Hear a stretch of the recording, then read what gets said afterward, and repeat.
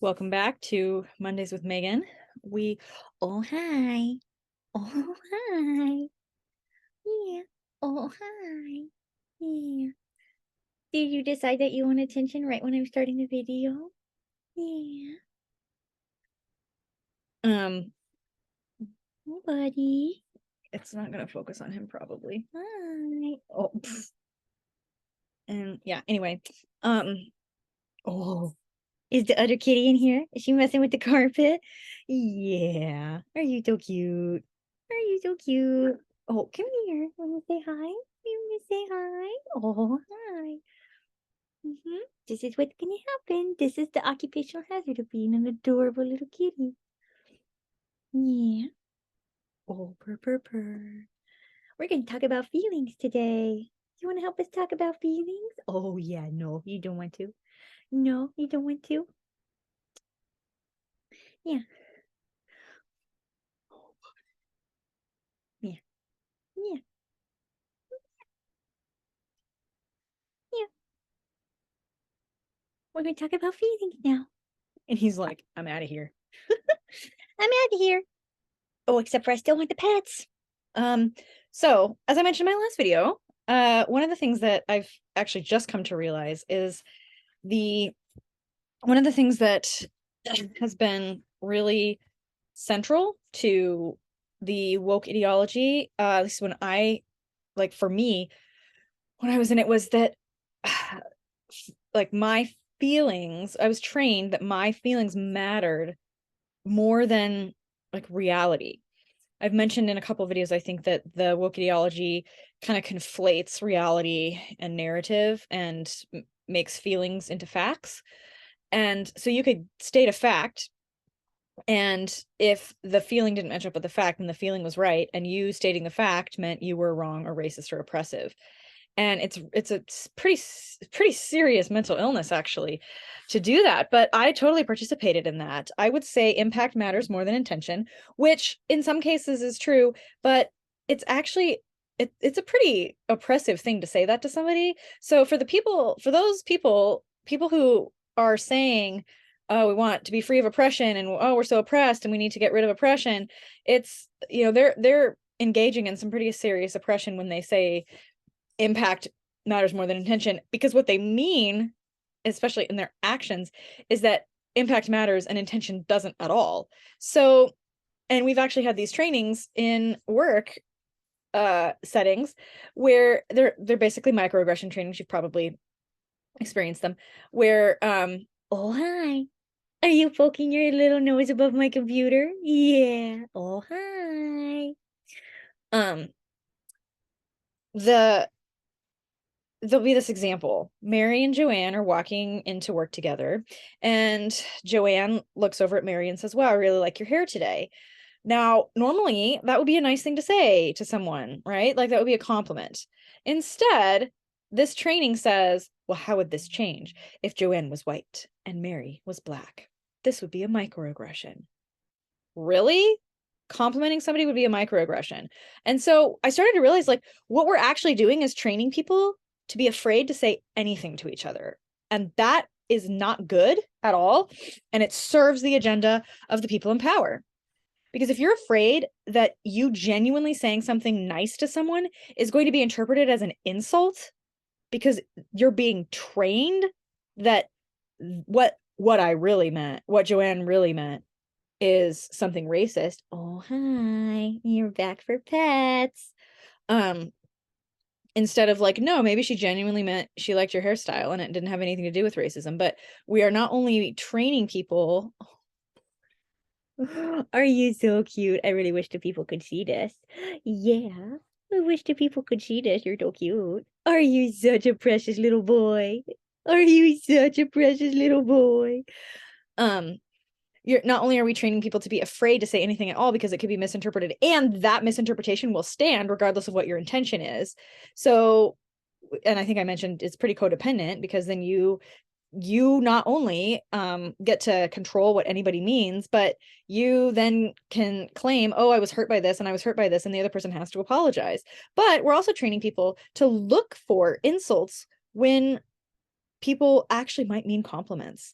And this whole radicalization and the ratcheting up of the rage really serves the very few people who are in power and the hierarchy, the power hierarchy that the woke ideology is advocating to replace the existing hierarchy. So there's that problem just in general of like all feelings are valid. Like I say a nice thing and you feel hurt by it, so therefore your feeling is valid, whereas my intention is not.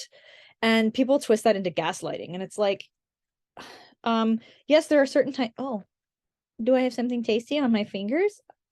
Yeah.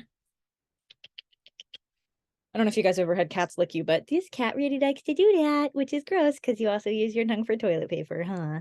Yeah. Are you such a precious little boy? Oh, Maggie. Did you not get any pets today? Nobody ever loves you or feeds you. Oh, nobody ever loves you or feeds you. Such a rough life. Anyway, so there's that. There's also the problem that actually not all feelings are valid. I know that's really offensive to say, but this is everywhere. This is in the church. This is in secular ideology. All feelings are valid. Yeah, that's actually not true. I don't think. If you have a feeling that you're insulted by someone when they were genuinely complimenting you, your feeling is not valid. And you need to work out why it is that you're so easily insulted, right? Like, or it could be that there's a thing that's triggered in you and the feeling is about the past. Well, that's not a valid feeling for right now though. And I think we need to get a little bit better at not taking our feelings so seriously. Do you have something in your eye? Did you just poke yourself in your own eye with your foot? Yeah. Did you just poke yourself in your own eye? Oh. I'm trying to help you. Yeah, I'm trying to help you. Um, so there's just a lot of problems with the whole all feelings are valid idea. But in addition, one of the things that became really evident to me, and it should have been evident earlier, I'm not sure why it wasn't. But one of the things that became very evident to me, especially after the overturning of Roe v. Wade, last year, was that my social media feed was covered with my progressive friends shouting repeatedly, stay angry, stay angry, stay angry. So, yeah. So assertive. Hi. Yeah. How is staying angry actually helping anything? It's just pressurizing and fragilizing and dividing and isolating people. Also, it kind of sounds like not all feelings are valid. Like, what if someone was genuinely happy that Roe v. Wade was overturned? Well, that would not be a valid feeling, apparently. Or what if somebody actually wants joy and peace in their life and doesn't want to constantly stay angry? Well, that wouldn't be valid, right? Because revolutionaries, it's oh, the histrionic hand wringing and just the like elevating ourselves, like revolutionaries, really? This is what we're calling ourselves? Revolutionaries stay angry. So aside from all of the problems with all feelings are valid, there is then the idea that it's actually not true. It's actually not true that all feelings are valid because we have to stay angry. So joy, peace, happiness, none of those feelings are valid because that's just a sign of self-gaslighting or privilege or, oh, well, you must not be, if you are joyful at all, you must be the oppressor. So I started to realize when I would say things, like when something would happen, everybody would be furious, outraged, need to take a mental health day from work, right? Because Roe v. Wade was overturned. Really? That's how fragile we are now? Which I'm like, that's just the most recent example, but there are all of these other things. And I realize I'm going to be told, oh, I'm insensitive or I'm oppressive or I don't know what it's like or right. yeah, I'm a woman, and I don't actually feel like my rights were threatened by Roe v. Wade being overturned, actually, because that's really not what the law was about. Even y'all's hero, Ruth Bader Ginsburg, said that Roe v. Wade was a bad ruling. So anyway, but that's oppressive, and I have internalized sexism. You don't even really hear the word sexism anymore, though, do you? Which, might be, I think I've already talked about how that's we've erased sexism with transgenderism, which not a fan. Anyway, so I I have always conceptualized myself as an angry person. But I think I maybe mentioned this on the channel, I'm not sure. Last summer I was going back to Colorado, and then for where I'm from, to visit family, and then to kind of go through this other road trip kind of thing across the middle and southern part of the country and back up to Ohio. And so before I did that, I was kind of digging through my old stuff to find something that a friend and I did in 1999, right after the Columbine shooting. And because I was thinking I might see that friend.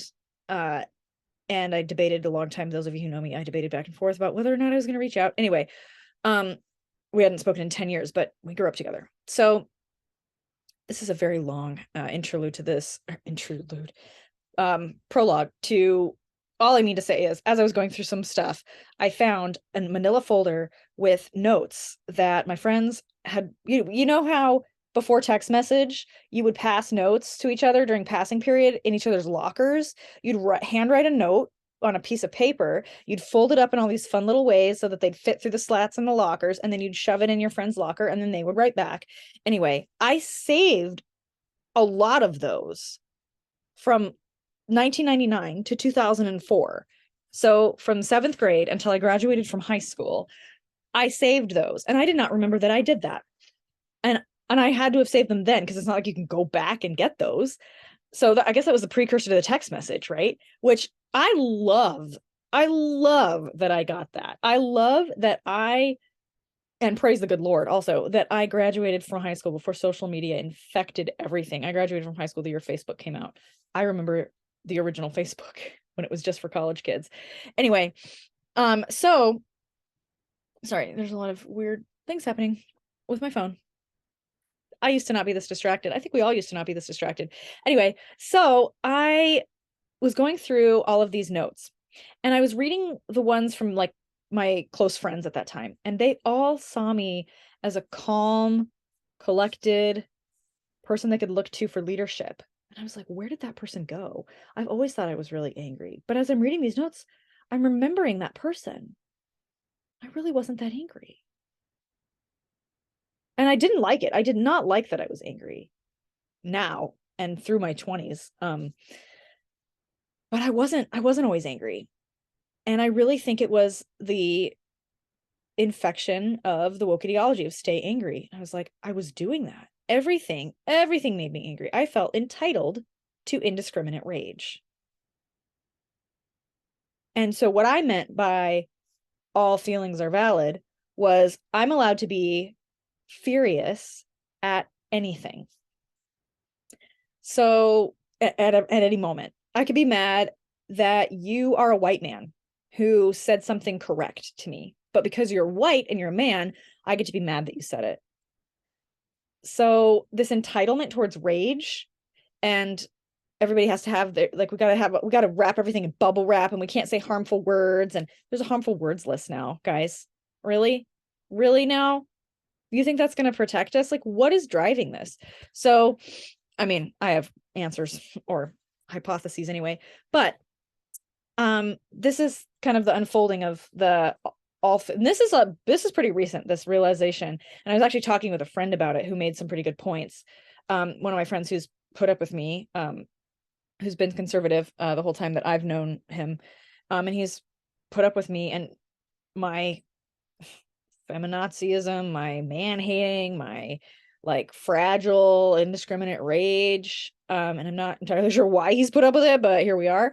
And he was even saying, well, it's not true that all feelings are valid because you just have to stay angry all the time. And I was like, right, joy, happiness, and peace are not accepted. in the woke ideology. No wonder I was miserable. So that's another thing that's kind of come to my conscious mind lately, is that, oh, the reason I thought I was an angry person is because I was, and probably not until I graduated from high school. And that is a whole other timeline that I'm unpacking at this point, that started with the Uvalde shooting and in Texas last May.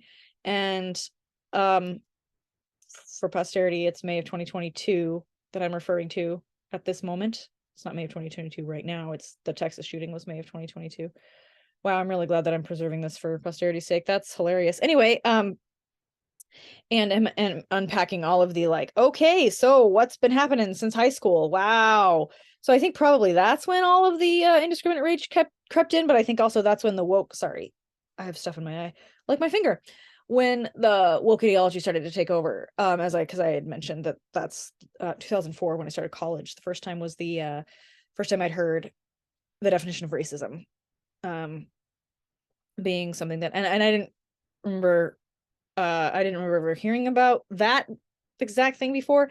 And I was surprised to get pushback, which I'm very glad I did, from my pastor at the time, when I just repeated, oh yeah, racism is privilege plus power. And he got mad. I think I mentioned that, but if I didn't, he got really angry. And I get it now. 15 years later, I get it. So that's all we have for today. Next Monday is going to be the final, pretty sure the final Monday in March. And we're going to talk, I'm going to highlight a word that, like I've been doing on the last Monday in March, and or the last Monday of the month, which yes, will be the last Monday in March. So we are going to look at another one of the woke redefinitions. So stay tuned for that, and I'll catch you next week on Mondays with Megan. We'll see you then. Okay, bye.